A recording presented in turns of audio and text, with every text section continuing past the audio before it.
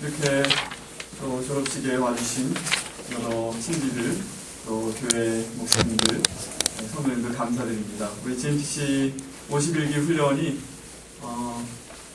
우리 GMTC 30년 역사에서 아주 중요한 전기를 이루는 훈련인데, 지난 4개월 동안 훈련을 잘 마무리하고 오늘 하나님께 감사드리는 예배에 이렇게 함께 오셔서 자리를 빛낼 수 있으니 감사합니다.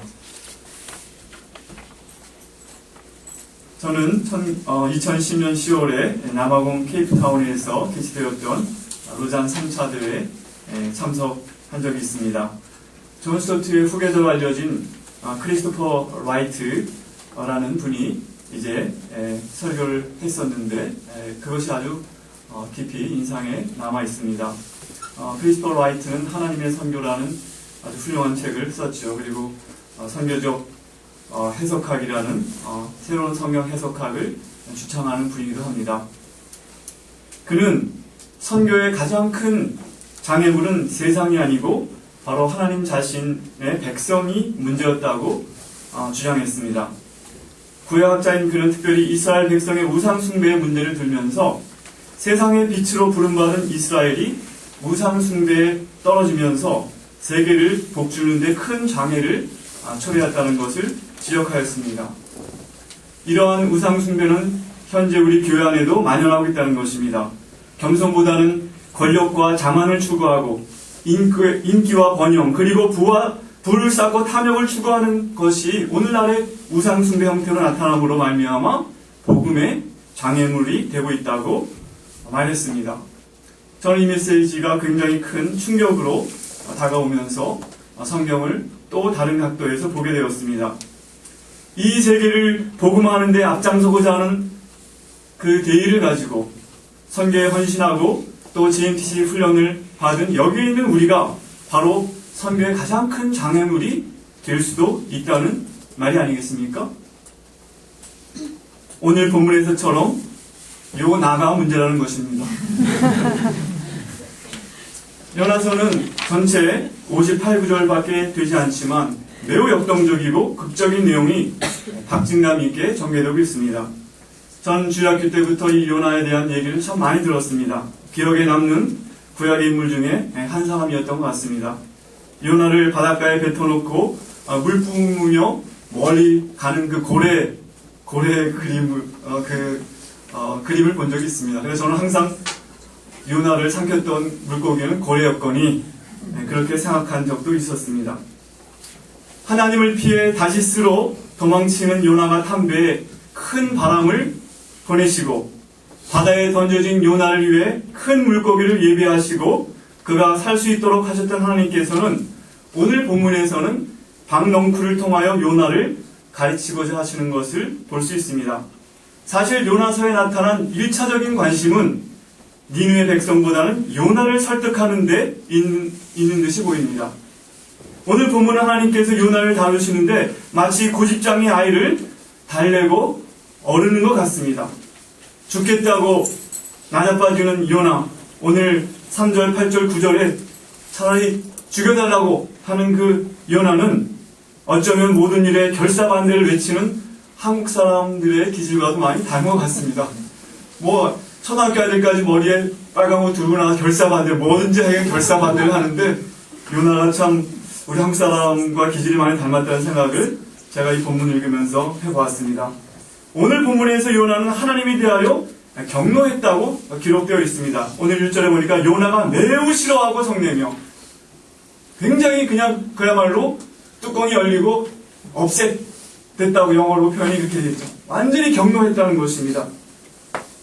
그야말로 하나님께 뒤로 자빠지며 대들었다고 볼 수 있습니다. 그 이유는 느헤 사람들이 요나의 기대나 예상과 달리 요나의 외침에 어쩌면 성의 없는 외침에도 불구하고 신속하게 반응하고 진정으로 회개하였던 것을 볼 수가 있습니다.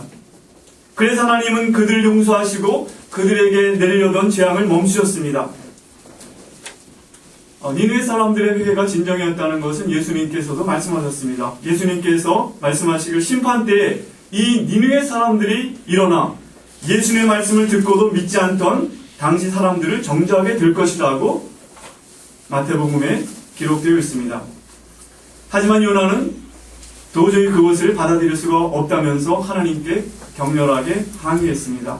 그런 요나에 대하여 하나님은 인내하시며 다양한 방법으로 설득하고 계십니다.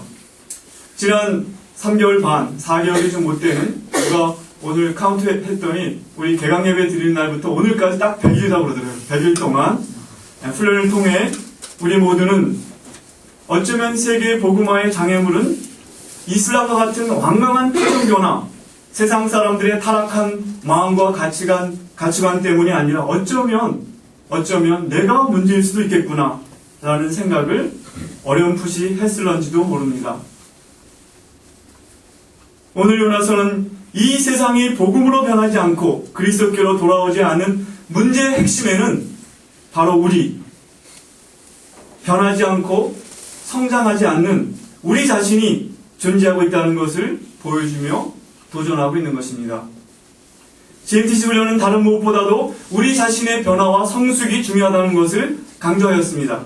오늘 본문을 통해서 하나님께서는 이제 GMTC 훈련을 마치고 하나님이 보내시는 이 세상의 각동각초로 흩어져나가는 여러분들이 하나님의 사역자로서 평생 배우기를 힘써야 할 두 가지가 있다고 말씀하십니다.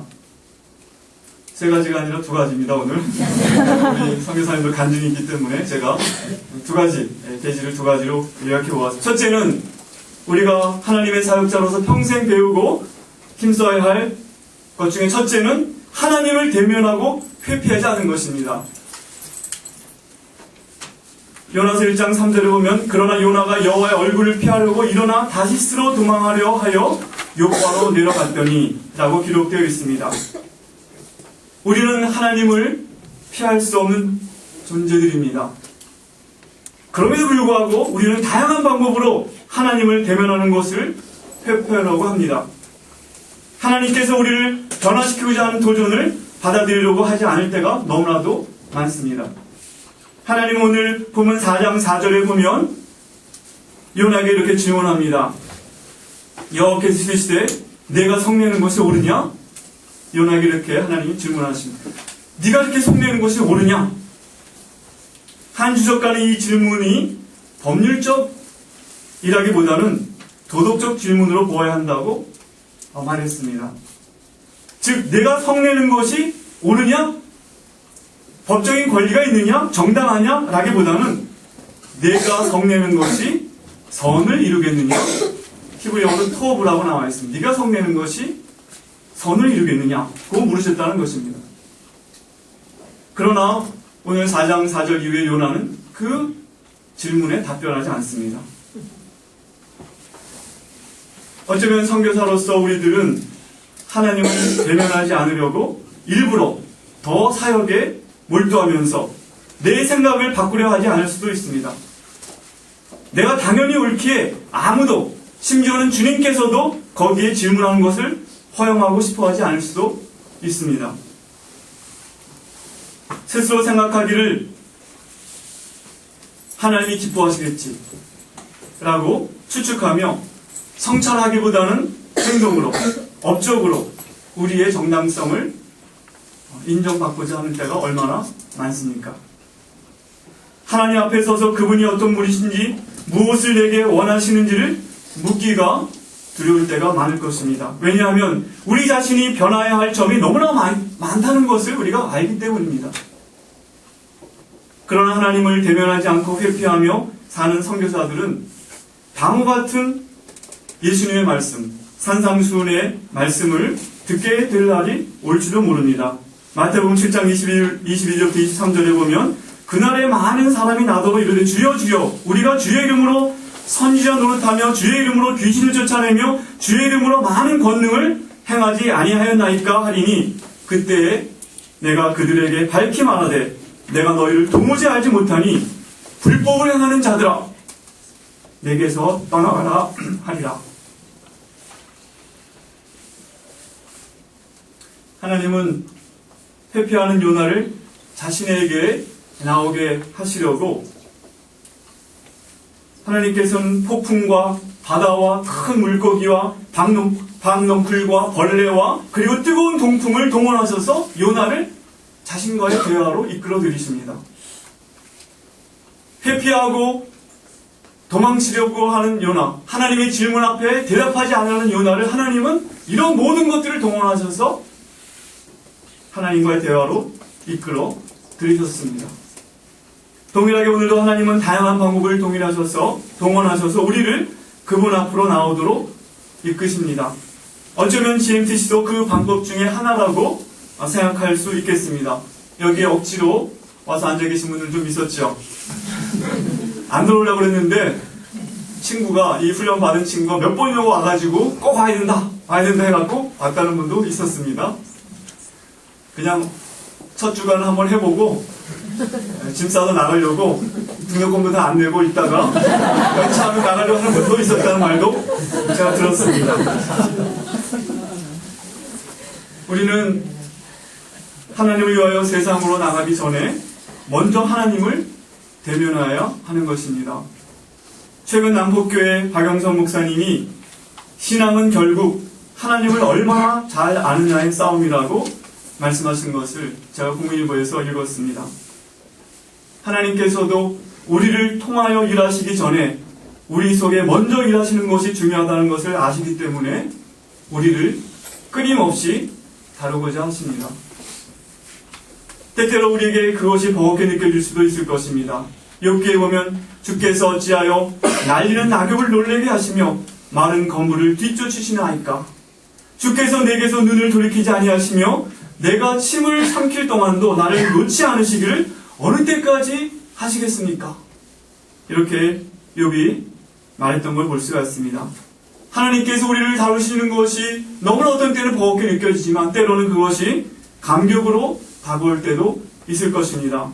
사람이 무엇이건데 주께서 저를 생각하시며 인자가 무엇이건데 주께서 저를 권고하시나이까. 우리가 하나님을 대면함으로 하나님이 누구신지 평생 배워가고자 힘쓸 때야만 우리는 참된 선교사로 살아갈 수 있을 것입니다.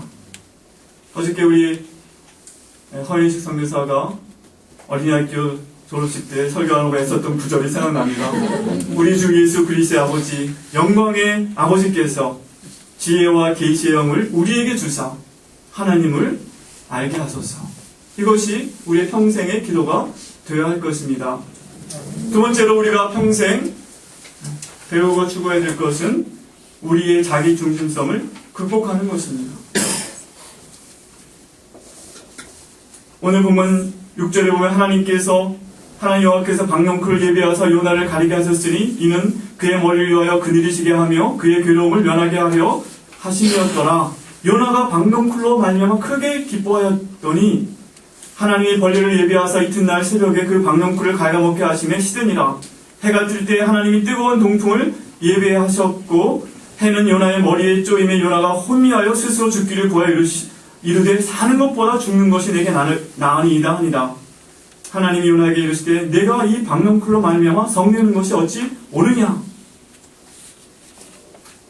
하나님께서는 박넝쿨을 인하여 크게 기뻐하고 또 낙심하는 요나에게 니네 사람들에 대해서는 어찌 그렇게 냉랭하고 냉혹할 수 있느냐라고 도전하고 계십니다.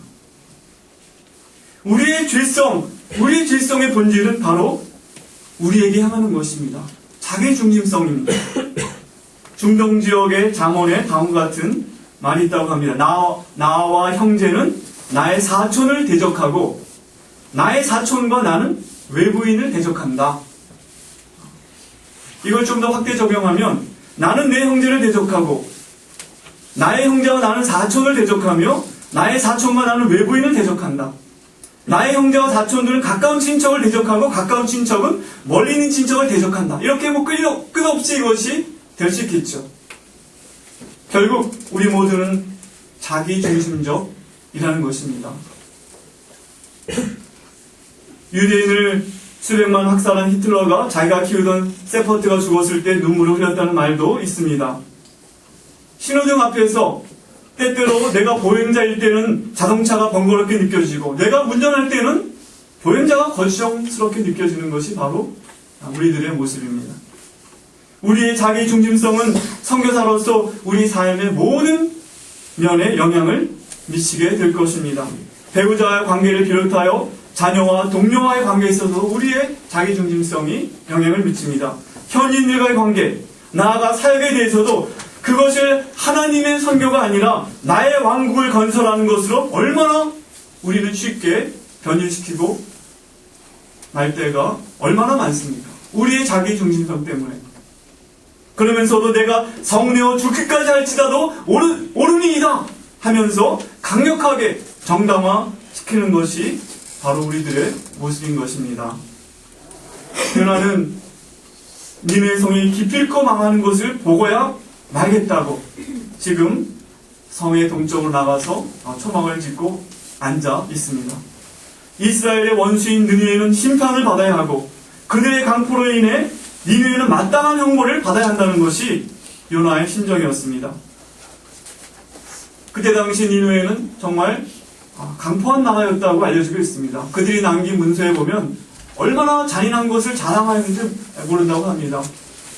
사람들을 죽여서 그 목을 잘라서 그 친척들로 하여금 그 목을 장대에 꽂아서 들고 다니게 하던 사람들이 바로 니느웨 백성들이었습니다. 사실 요즘 시대에 IS 같은 사람들을 얼마나 잔인합니까? 그 사람들이 우리는 심판받기를 정말 원하지요. 그들이 회개한다고 해서 하나님 용서해 주시면 안 될 것 같다는 생각이 바로 요나의 생각이었습니다. 일본을 생각할 때 때때로 피가 끓는 것을 저도 느낍니다. 일본 열도가 화산이 폭발해서 바닷속에 가라앉았으면 좋겠다는 생각도 가끔씩 머릿속에 스칠 때도 있습니다. 여러분 안 그러신 모양이죠? 이것이 바로 우리의 자기 중심성입니다. 하나님의 자비가 우리 자신에게 베풀어지는 것은 좋지만 저 원수들에게까지는 자비가 베풀어지는 것을 도저히 참을 수 없다는 것이 바로 요나의 입장이었습니다.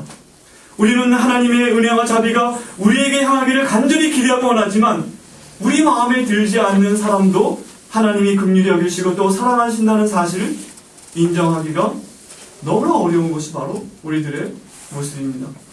동료들의 성공이나 다른 이들이 인정받는 모습에 시기와 질투심이 불같이 일어나서 주체할 수 없는 그런 마음을 가진 적도 저는 있습니다. 매일같이 우리의 죄를 용서해달라고 주기도문으로 기도를 드리면서도 우리가 우리에게 죄진 자를 용서하는 것에 대해서는 그토록 힘들어하는 것이 바로 우리의 모습입니다. 어떤 이가 말했듯이 용서하지 못하는 것은 마치 스스로 독을 마시면서 상대방이 죽기를 바라는 것과 같다. 용서하지 못하는 것은 독을 자기가 마시면서 상대방이 죽기를 바라는 것 같다는 그런 말을 들을 때 머리로는 혹은 기독교 교리적으로는 용서해야 한다는 걸 인정하면서도 실행에 옮기지 못하는 고질적인 연약함과 타락한 본성이 우리 깊숙이 뿌리를 내리고 있다는 사실을 우리는 직면하고 성령의 도우심을 늘 구하는 가운데 그것을 극복하고자 하는 노력을 중단해서는 안 된다는 것입니다. 이것이 우리가 평생에 배우고 힘써야 할 두 번째 내용이라고 요나서가 우리에게 도전하고 있습니다. 요나는 니느웨가 하나님의 은혜에 결코 합당치 않다고 생각했고 하나님의 자비하심과 노하기를 더디하심과 인애가 크셔서 돌이켜 재앙을 이르지 아니하시는 성품에 대하여 분노했습니다. 그러나 요나서는 놀랍게도 3장으로 끝나지 않습니다. 3장에 하나님이 그들이 행한 것 곧 악한 길에서 돌이켜 떠난 것을 보시고 하나님이 뜻을 돌이키사 그들에게 내리라고 말씀하신 재앙을 내리지 아니하시니라로 요나서가 끝나지 않고 4장으로 이어져서 요나에게 하나님께서 던지는 질문으로 마무리되고 있습니다. 4장 11절 우리 다 같이 한번 읽겠습니다. 시작. 하물며 이 큰 성읍 니느웨에는 좌우를 분별하지 못하는 자가 12만 여명이요 가축도 많이 있나니 내가 어찌 아끼지 아니하겠느냐 하시니라. 이렇게 요나서는 질문으로 마무리되고 있습니다. 요나서에 보면 그 요나의 반응은 기록되어 있지 않지만 아마도 요나는 자기의 편협함과 자기 중심적 정의보다 하나님의 정의와 사랑이 옳다는 것을 수긍하였던 것 같습니다. 여기 기록되어 있지는 않지만 그래서 요나서가 기록되었고 이스라엘의 예언서에 요나서가 포함이 되어서 오늘날 우리에게까지 전달되었다고 우리는 생각할 수 있습니다. 우리가 선교사로서 우리 자신의 자기 중심성을 극복하고 하나님 중심의 사고와 행동을 하는 것이 우리가 무엇보다 우리 평생에 걸쳐서 끊임없이 배워야 할 것이라는 것입니다. 그것이 바로 성경이 말씀하는 변화와 성숙이고 그런 선교사만이 하나님의 선교에 정당하게 참여하는 사람이라고 할 수 있을 것입니다. 이제 말씀을 맺겠습니다. 만일 지난 4개월간 GMT에서 배운 어떤 좋은 것이 있었다면 그것은 하나님께서 성령을 통하여 행하신 것입니다.